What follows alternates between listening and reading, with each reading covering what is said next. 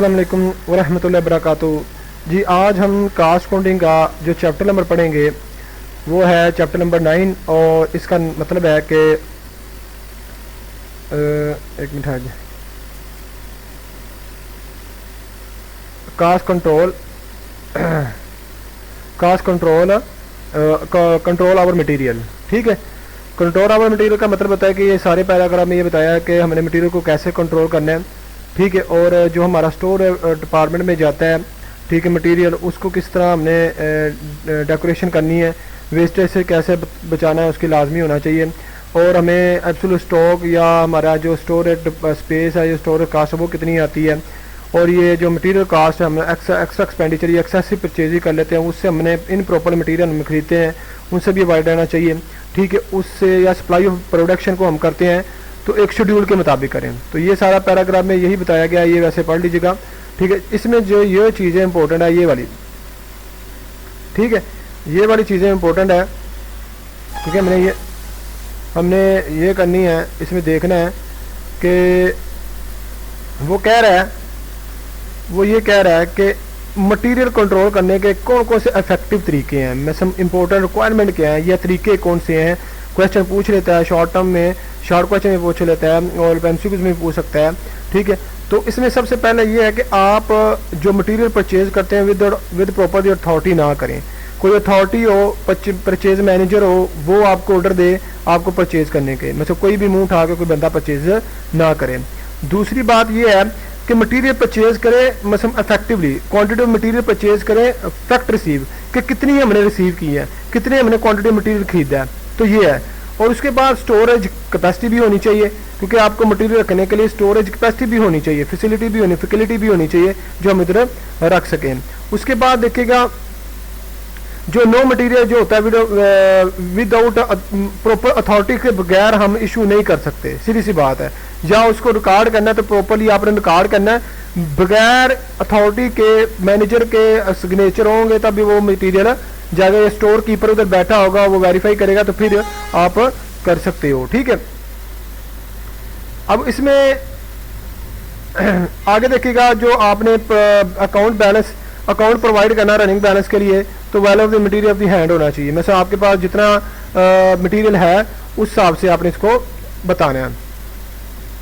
ठीक है, उसके बाद देखिएगा रिप्लेसमेंट में ये देखिएगा डिफरेंट प्रोडक्शन डिपार्टमेंट होते हैं जिसमें स्टोर कीपर होते हैं, ये सारे इसमें बता देता हूँ सुनाए। स्टोर कीपर होते हैं वो आपकी इन स्टॉक को एफिशिएंसी तरीके से, फंक्शनल वाइज तरीके से उसको रिकॉर्ड करते हैं और प्रोडक्शन के हिसाब से हम प्रोडक्शन को कितना फ्लो कर रहे हैं मटेरियल और कितनी स्पीड से कर रहे हैं। और हमने ये देखना है कि आउटफ्लो इनफ्लो मटेरियल रेगुलरिटी हमारा प्रॉपर मैनर के साथ प्रोडक्शन में होता कि नहीं होता।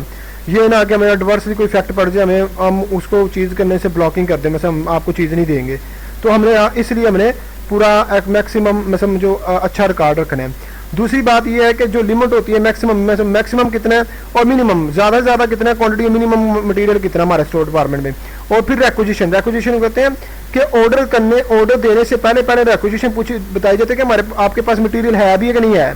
ठीक है, तो फिर वो रेक्विजिशन दी जाती है, फिर प्रोडक्शन से रब्ता किया जाता है कि आपके पास कितनी प्रोडक्शन में आपके यूनिट पड़े हुए हैं, स्टॉक पड़ा हुआ है तो हमें पहुँचाएँ। ठीक है, तो ये चीज़ है। अब इसमें ये जो जनरली इसके फिक्स क्राइटेरिया है जिसमें हम इस चीज़ को देखते हैं। ठीक है, इस चीज़ को हम देखते हैं कि पहला पॉइंट है आपका ऑर्डर क्वांटिटी, ऑर्डर लेवल आपका कितना है। ज़ाहिर बात है कोई ऑर्डर लेवल आपका है, परचेज ऑर्डर देते हैं तो आपका ऑर्डर लेवल कितना है, किस क्वांटिटी में हिसाब से है, मैक्सिमम किस क्वांटिटी के हिसाब से है, मिनिमम किस क्वांटिटी के हिसाब से, और डेंजर जरूर कहाँ के, मतलब मैक्सिमम कितना ज़्यादा से ज़्यादा आपके पास स्टॉक है, मिनिमम कितना कम से कम स्टॉक है, या परचेज करना चाह रहे हैं ज़्यादा से ज़्यादा कितना परचेज करना चाह रहे हैं, मिनिमम कितना परचेज करना। और डेंजर जोन आपके पास स्टॉक खत्म होने वाला, जब स्टॉक फुल खत्म हो जाता है ना तो उसको डेंजर जोन कहते हैं। ठीक है, चले जी आगे देखिएगा परचेज ऑर्डर देखिएगा। परचेज ऑर्डर होता है जिसको री ऑर्डर लेवलिंग कहते हैं, ये नाम पूछ लेता है एमसीक्यूज में। ठीक है, ये नाम पूछ लेता है वैसे, ठीक है, री ऑर्डर लेवल कहते हैं। और इसमें ये क्या होता है कि इनिशियली आप परचेज करते हैं सप्लाई करने के लिए तो वो कितनी होती है, ऑर्डर कितना देते हैं, सिंपल सी बात है। आज इसमें भी आप मैक्सिमम और मिनिमम पॉइंट देखते हैं कि आपका मैक्सिमम मिनिमम पॉइंट स्टॉक का लेवल कितना है। और फ्रेश हमारे पास स्टॉक कितना पड़ा हुआ है, अभी हम कितना टच कर सकते हैं इसमें। ये इसके लिए भी फिक्स ऑर्डर एक रखे जाते हैं। सबसे पहले देखा जाता है मैक्सिमम कंजम्पशन, ऑर्डर लेवल में मैक्सिमम कंजम्पशन हमारी कितनी से ज़्यादा यूज़ हो सकती है, पहले हमने ये देखना है। ठीक है, पहले हमने ये देखना है।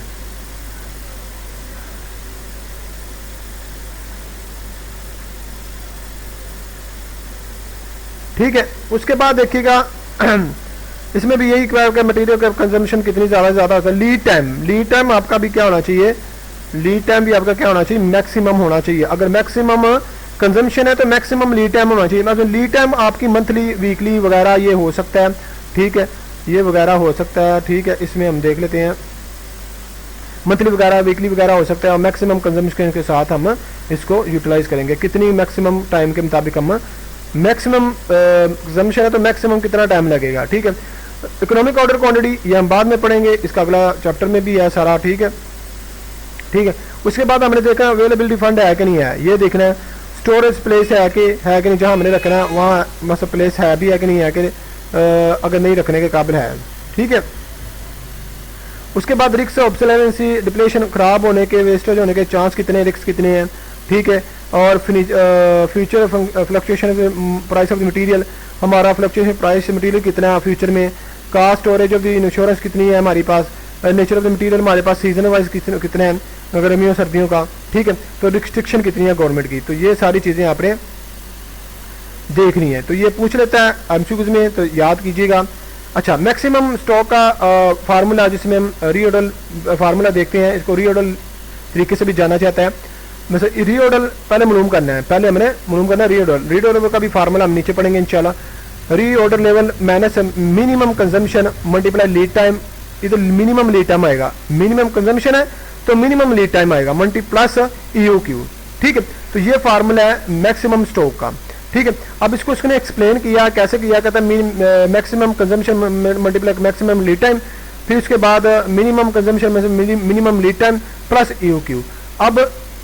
अब इसको हमने इसने ऐसे किया, maximum consumption minus minimum consumption multiply lead time plus EOQ। अब मैक्सिमम कंजम्पशन को रीऑर्डर लेवल के इधर ले आया, बस रीऑर्डर लेवल।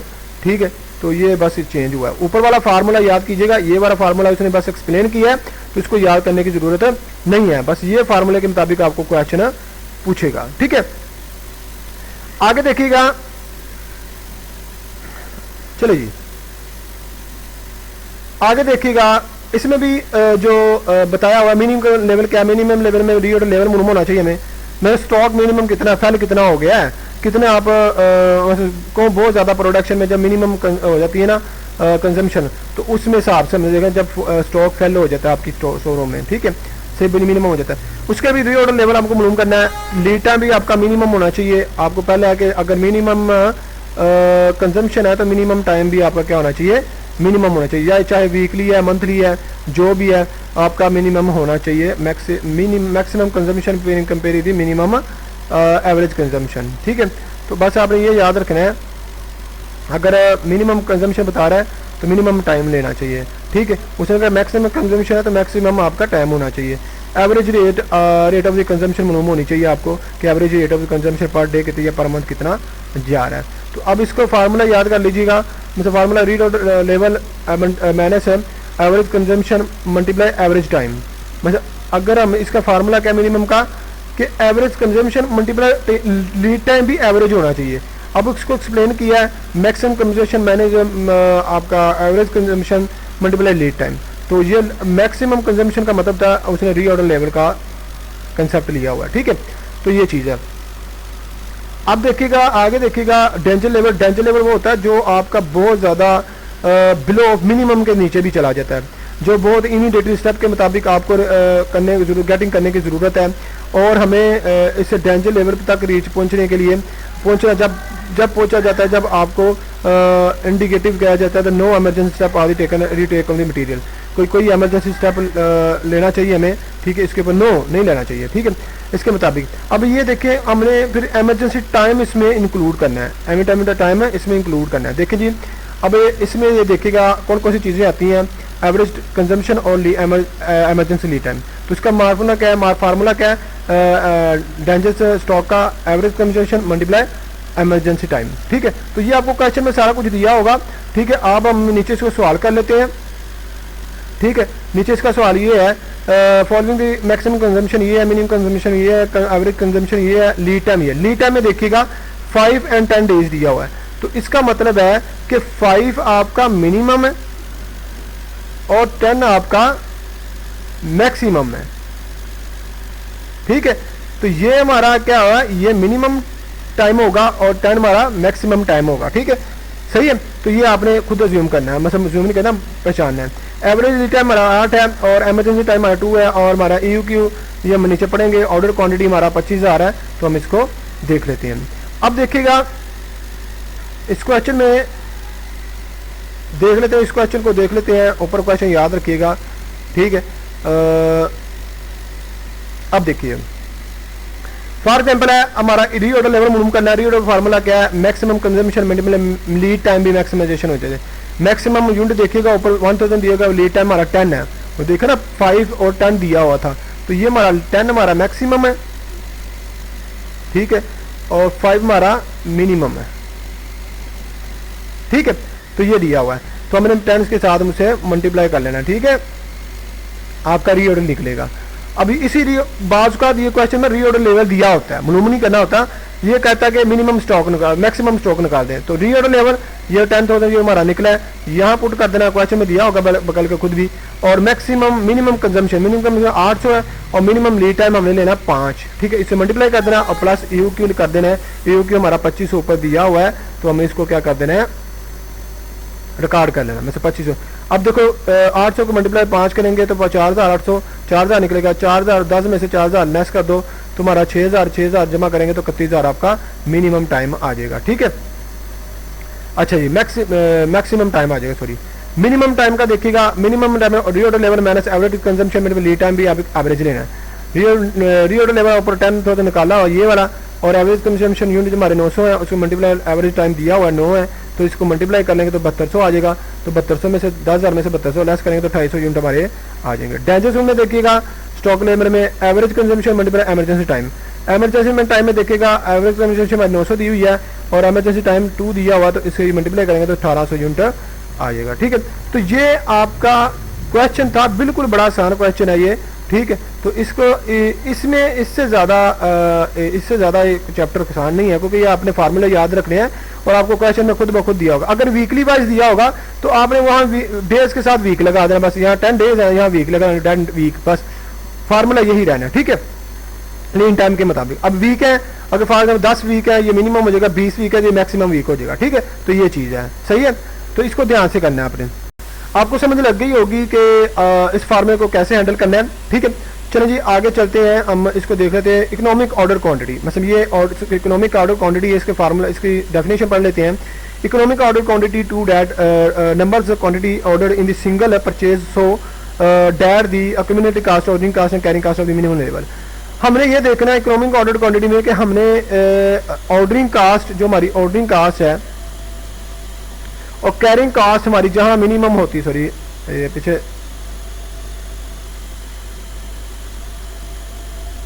ये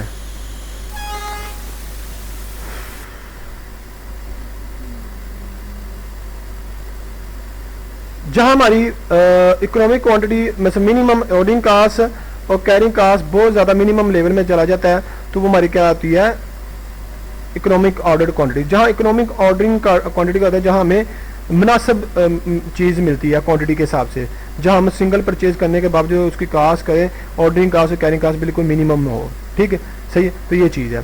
अब इसको हम आगे देख लेते हैं। इसका फार्मूला बड़ा इंपॉर्टेंट है, तो ये फार्मूला हमें याद करना है किसी तरीके से। तो अदर वर्ड्स में ये कह सकता है कि other words quantity that order is one time should be which will minimize to total of cost, मतलब टोटल किसमें, cost of placing order and receiving the goods, एक ये चीज़ मिनिमम होनी चाहिए, और cost of storing goods as well as interest on the capital investment, जो हमने इन्वेस्टमेंट किया तो उसकी स्टोरिंग कास्ट भी मिनिमम होनी चाहिए। अब EU का फार्मूला क्या है, ये फार्मूला याद रखिएगा, 2 मल्टीप्लाई RU का मतलब ये है एनुअल रिक्वायर्ड यूनिट, मतलब एनुअल यूनिट से नाम भी इसके नाम से जाना जाता है। एनुअल यूनिट लिखे होंगे तो आपने वो समझेगा RQ है। OC का मतलब क्या है, OC का मतलब है ऑर्डरिंग कास्ट पर ordering cost for one order, कि इतने कितने ऑर्डर में वन कास्ट दी होती है, जिसे हम पर ऑर्डर भी कहते हैं, ठीक है। उसके बाद देखिएगा, उसके बाद यूसी देखिएगा, यूसी का मतलब होता है inventory cost, inventory unit cost जो दी होती है वो, और डबल सी का मतलब देतीएगा carrying cost as percentage unit cost, ठीक है। तो इसको हम देख लेंगे फार्मूले के जब हम इसके प्रैक्टिस क्वेश्चन है इंशाल्लाह करेंगे। अब देखिए कि इसकी अजम्पशन है, इसकी अजम्पशन बड़ी इंपॉर्टेंट है। ये पूछ लेता है क्वेश्चन के इसकी 3 अजम्पशन क्या है। वो कहता है कि प्राइस कांस्टेंट होनी चाहिए, मैं क्वांटिटी डिस्काउंट इसमें नहीं होना चाहिए, ये याद रखिएगा, कांस्टेंट रहना चाहिए। उसके बाद हम जो कंजम्पशन कर रहे हैं वेरिएबल ऑर्डरिंग कास्ट है या आपकी वेरिएबल इन्वेंटिंग कैरिंग कास्ट है पर यूनिट के हिसाब से, वो भी रिमेन सेम रहनी चाहिए, वो भी चेंज नहीं होनी चाहिए। और उसके बाद है कि यू क्यू डिलीवरी टाइम भी आपका स्टॉक बैलेंस में रिड्यूस टू नील, तो आपका ये जो स्टॉक टाइम है ये रिड्यूस होकर नील हो जाना चाहिए, ठीक है। तो ये बात है, बस ये 3 अजम्पशन पूछ लेता है, बड़ी इंपॉर्टेंट है, 3 नंबर की है, तो इसको भी याद कर लीजिएगा। चलिए जी हम क्वेश्चन करते हैं थोड़ा सा इस यू क्यू का, तो आपको समझ लगेगी। कहता है economic order quantity is determined by the applying to the formula as under suppose that. कहता है कि एनुअल कंजम्पशन हमारी कितनी है, 8000 यूनिट, 80,000 यूनिट है, और कास्ट ऑफ प्लेसिंग ऑर्डर 1 है वो कितनी है, 1200 है, और उसके बाद कास्ट पर यूनिट इज 50% है, 50 है, और carrying cost is 6% of the unit cost. तो यूनिट कास्ट के ऊपर जो 50 है उसके ऊपर आपने 6% लेना है। तो सबसे पहले आपने ये फार्मूला लिख लेना है, सबसे पहले आपने ये फार्मूला लिख लेना है, U Q is equal to 2 multiply R U multiply O C U C divide by U C multiply C C percentage.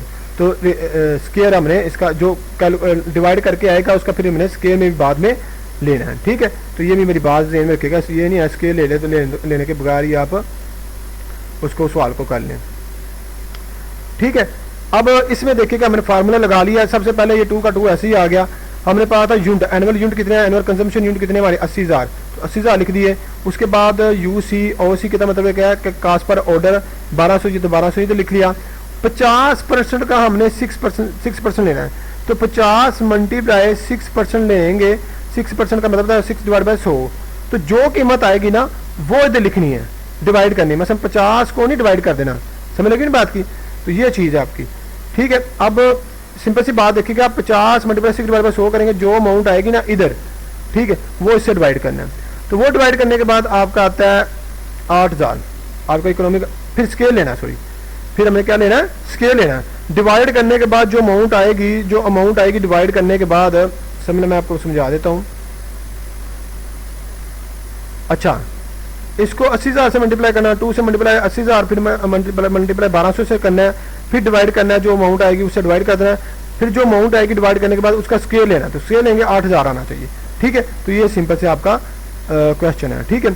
अब उसमें यही बातें कर रहे हैं कि आपकी कैरिंग कास्ट कंसिस्टेंट रहनी चाहिए, और उसके बाद फिजिकल स्टोर होना चाहिए आपकी प्लेस हैंडलिंग के लिए, ठीक है, और ताकि इंश्योरेंस भी होनी चाहिए, ऑप्शन में से हमारे बच सके, हमारा इंटरेस्ट ऑन कैपिटल भी बच सके, जिससे हमें बेनिफिट पहुंच सके, ठीक है।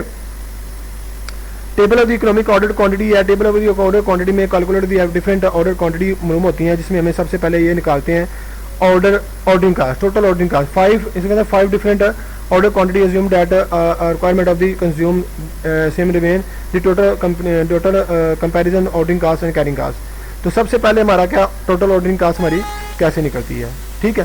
तो ये हमने देखना है। सबसे पहले हमने ऑर्डरिंग कास्ट मालूम करने के लिए स्टेप 1 याद रखना है, सबसे पहले रिक्वायर्ड यूनिट चाहिए, रिक्वायर्ड यूनिट मालूम करने हैं हमने, ठीक है। तो यूनिट का फार्मूला क्या, नंबर ऑफ ऑर्डर ये भी दिए होंगे, और डिवाइड बाय ऑर्डर क्वांटिटी ये भी दी होगी, तो इससे डिवाइड कर देंगे, आपका क्या आ जाएगा, यूनिट रिक्वायर्ड हो जाएंगे। फिर दूसरा स्टेप क्या करना है, नंबर ऑफ ऑर्डर को कास्ट पर यूनिट से हमने मल्टीप्लाई कर देना है, तो वो आपका कैरिंग कास्ट ऑर्डरिंग कास्ट हमारी आ जाएगी, ठीक है। कैरिंग कास्ट में देखिएगा, कैरिंग कास्ट जो होती है वो क्या स्टेप है, इसमें पैराग्राफ में ये सारा फार्मूला ही समझाया उसे। तो कैरिंग कास्ट में क्या है कि हमने पहले एवरेज ऑर्डरिंग क्वांटिटी निकालनी है, एवरेज क्वांटिटी कैसे निकलती है, ऑर्डरिंग कास्ट डिवाइड बाय 2 कर देंगे तो एवरेज क्वांटिटी निकलेगी। ये फार्मूला पूछ लेते हैं, पहले मैं बता रहा हूँ आपको, ठीक है, सही है। उसके बाद कैरिंग कास्ट पर यूनिट कैसे निकलती है, unit cost multiply CC plus जो ऊपर हमने फार्मूले में यूज किया था। उसके बाद average ordering cost multiply carrying cost per unit, तो ये जो हमने कैरिंग कास्ट यूनिट निकालेंगे तो ये हमारी carrying cost, total carrying cost निकल आएगी, ठीक है। तो ये सिंपल सा एक क्वेश्चन है। उसके बाद देखिएगा, ये उसने बताया, एक टेबल बताया, टेबल में देखिएगा उसने कहा ये क्वांटिटी हमारी 20,000 है, ऑर्डर क्वांटिटी, और 10,000 है, यहाँ 8,000 है, 5,000 है, 4,000 है। यूनिट कितने हैं? 80,000 80,000 80,000, हर एक में यूनिट 80,000 है। अब इसमें देखिएगा कि हमारा नंबर ऑफ ऑर्डर इसमें 4 है, इसमें 8 है, इसमें 10 है, इसमें 16 है, इसमें ये है। ऑर्डरिंग कास्ट देखिएगा, टोटल ऑर्डरिंग कास्ट में देखिएगा। अब देखिएगा इसमें क्या है, हमारी ऑर्डरिंग कास्ट देखिएगा, total ordering cost number of the orders multiply ये। अब नंबर ऑफ ऑर्डर्स कितने थे हमारे? अब नंबर ऑफ ऑर्डर 4 थे, 1200 मल्टीप्लाई करेंगे तो 4800 आ गया। तो फिर हमारा 1200 8 से मल्टीप्लाई करेंगे 96 आएगा, फिर 10 से करेंगे तो 12,000 आएगा, 16 से करेंगे तो 19,200 आएगा, फिर 1200 को 20 से मल्टीप्लाई करेंगे तो ये हमारा क्या आ जाएगा? Ordering cost, total ordering cost आ जाएगी। अब कैरिंग कास्ट देखिएगा, एवरेज क्वांटिटी मल्टीप्लाई 3, मतलब हमने 3 से मल्टीप्लाई करना। आपने ये उसने एवरेज निकाल लिया हुआ, खुद ही 3 बताया हुआ है उसने। तो इसने क्या करना है, आपने आपकी एवरेज जो क्वांटिटी है वो देखनी है हमने कितनी है इसमें। अब एक मिनट आ जाए,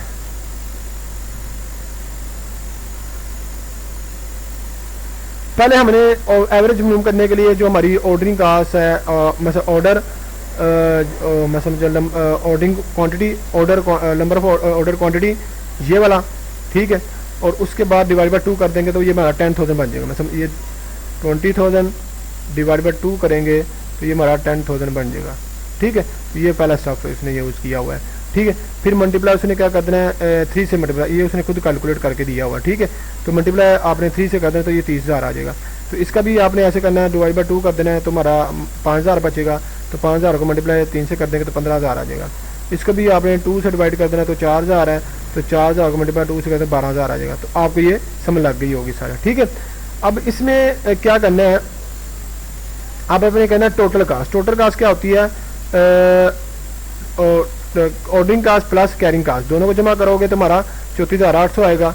इन दोनों को जमा करोगे तो हमारी टोटल कास्ट ये आ जाएगी, इन दोनों को जमा करोगे तो हमारी टोटल कास्ट ये आ जाएगी। आपने ये देखा होगा कि हमने कहा कि जहां आपकी कैरिंग कास्ट और ऑर्डरिंग कास्ट EOQ में बराबर हो जाए, तो ये देखो 8,000 यूनिट है, 80,000 रिक्वायर्ड यूनिट है, ठीक है। ऑर्डर हमारा ऑर्डर ये है, तो हमारा 10-12-12,000 इसमें आ रहा कैरिंग कास्ट में भी और ऑर्डरिंग कास्ट बराबर है। क्या बराबर है? जहां हमारा इकोनॉमिक क्वांटिटी अप्लाई हो जाती है, ठीक है। ये मेरी बात ध्यान में रखिएगा। तो आई होप सो आपको समझ लगी होगी, ठीक है। अब नीचे ये वाला छोड़ दें, ये पैराग्राफ टेबल भी छोड़ देते हैं क्योंकि ये ग्राफ है, इतना इंपॉर्टेंट नहीं है, ठीक है। इसमें बस यही बताया कि ये हमारा जो ऊपर की तरफ जा रहा है ये टोटल कैरिंग कास्ट का है, ठीक है।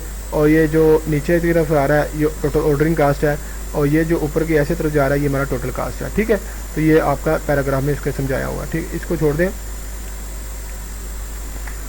ठीक है जी।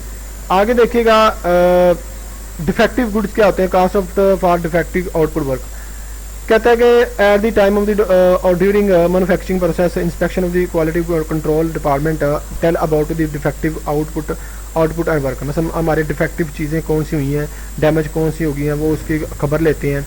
फॉर एग्जाम्पल है कि if welding department 10 of the capacity were found improperly weld up, मतलब वाइंड अप, मतलब उसको सही तरह वाइंडिंग नहीं करते हैं तो वो ख़राब जा हो जाता है, तो वो भी हमें 10 यूनिट के हिसाब से उसमें देगा। फिर वो क्या करते हैं, further cost of material labour and overhead required to the rewind of the capacity. जो हमने ख़राब की है उसको रीवाइंड करें, उसको सही करें थोड़ा दोबारा से पॉलिश करके, तो ये हमारे डैमेज डिफेक्टिव गुड हैं जो हमने सही करने होते हैं। अच्छा, कास्ट ऑफ सप्लाइड आउटपुट वो होते हैं जिसको हम जो बंदे डिस्ट्रॉयड हो जाते हैं एनी रीज़न के साथ, मतलब जल जाते हैं, ख़राब हो जाते हैं, ठीक है। तो वो हमें उसको scrap value, they can not be made to the goods, उसको सही नहीं कर सकते, they are the sold to the scrap inventory, उसको हम स्क्रैप वैल्यू में भेज देते हैं। उसको सही नहीं होते, डिफेक्टिव सही हो जाते हैं, लेकिन सप्लाइड जो ख़राब हो जाते हैं, मुरझा जाते हैं, मर जाते हैं, तो उसको हम आप बेच सकते हैं, ना कि सही कर सकते हैं, ठीक है। तो आगे आपके ये प्रैक्टिस क्वेश्चन है, इसमें एक समझा देता हूँ, ठीक है, कि इकोनॉमिक ऑडिट क्वांटिटी कैसे मालूम करनी है हमने। तो पहले मैक्सिमम यूजेज दी हुई है 25 मिनिमम 75, एवरेज टाइम ये दिया हुआ है, री ऑर्डर लेवल हमारा कितना। अब इसमें री ऑर्डर क्वांटिटी खुद दी हुई है, ठीक है, 30 यूनिट, और इसका फ्रेम का 30 यूनिट है और रिसीव का 5 यूनिट है, ठीक है। और री ऑर्डर पीरियड देखिएगा 4 मिनिमम है और 6 वीक मैक्सिमम है, ठीक है। अब इसका देखो ये 2, इसका दोनों का निकाल है ना। अब ये 2 प्रोडक्ट दी हुई हैं, 2 प्रोडक्ट हुई है, फ्रेम और बेस है, ठीक है। तो उसके बाद है कि अलग अलग इसका 2 वीक है और इसका 1 वीक है एमरजेंसी टाइम। अब इसका सबसे पहले हमने मुनका करना है, रीऑर्डर लेवल का फार्मूला क्या है, maximum consumption minimum by maximum lead time. तो मैक्सिमम कंजम्पशन क्या होगी हमारी, पीछे देख लेते हैं, मैक्सिमम कंजम्पशन क्या होगी। मैक्सिमम कंजम्पशन ये है हमारी 7500 यूनिट, और मैक्सिमम लीड टाइम कितना है फ्रेम का, तो ये हम देख लेते हैं, फ्रेम का मैक्सिमम यूटन ये है 6 और इसका 4 है, ठीक है। तो ये हमारा मैक्सिमम टाइम निकल जाएगा। तो ये ऐसे ही आपने करने हैं। नीचे आपका क्वेश्चन ये, इस क्वेश्चन को बस आपने देखना है। इसमें जो आपकी बिल्कुल आसान ही है, ठीक है। उसने A B C 3 प्रोडक्ट दिए, हर एक अलग अलग निकालना है अपने, ठीक है। तो मुश्किल नहीं है इतना, तो ये आपने करना है इंशाल्लाह। जहाँ से प्रॉब्लम है आप मुझसे पूछ सकते हैं, मेरे व्हाट्सएप नंबर पूछ सकते हैं, डिस्क्रिप्शन के ऊपर मेरा व्हाट्सएप नंबर दिया हुआ है, तो आप पूछ सकते हैं। जिन्हें ऑनलाइन पढ़ना हो तो मुझसे रब्ता कर सकते हैं। थैंक यू सो मच, अल्लाह हाफिज़।